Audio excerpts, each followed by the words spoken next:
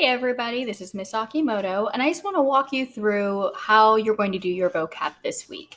So most weeks, your vocabulary slideshow is going to be embedded in your Wonders reading curriculum, but because Wonders plans everything by weeks and it doesn't officially start till next week, we had to make stuff. So this is very similar to what you'll see next week in Wonders.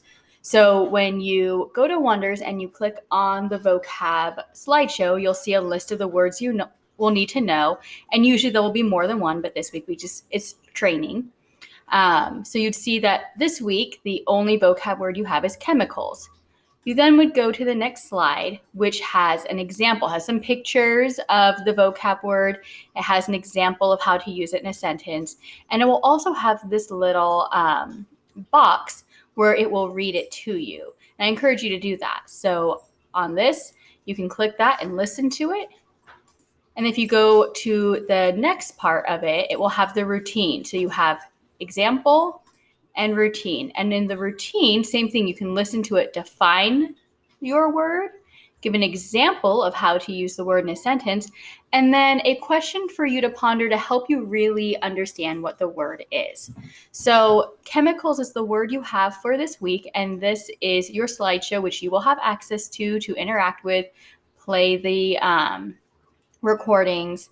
And then once you're done, you will go to your example vocabulary or to your vocabulary page. This is an example. Our word is not baby, but this is where you would write in the things you need to know. So part of speech, is it a noun? Is it an adjective? They might be going, how am I going to know that, Miss Akimoto? Well, I'd like to give you a really good resource right now, and that is Word Central. And Word Central is part of Merriam-Webster, and it's just the student version. So I just Googled Word Central and I came here and I can type in baby.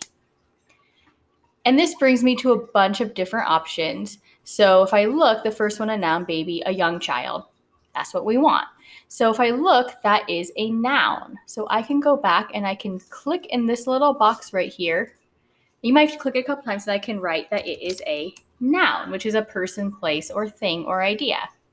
Now this next one is syllabicate your word. And syllabicate is a really fancy way to say how many syllables are in the word. You might remember being younger and like clapping like baby. Really is how many vowel sounds are in your word. So if I look, I have this A sound, bay, and then I have this E sound at the end, B. That's 2 vowel sounds. So how many syllables do I have? 2 of them.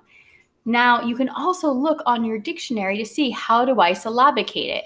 If you've ever looked here and you see bay.b, that is your syllabication. So I would go back here, type. Sometimes you got to click a couple times. I say bay-b is how I would syllabicate that word.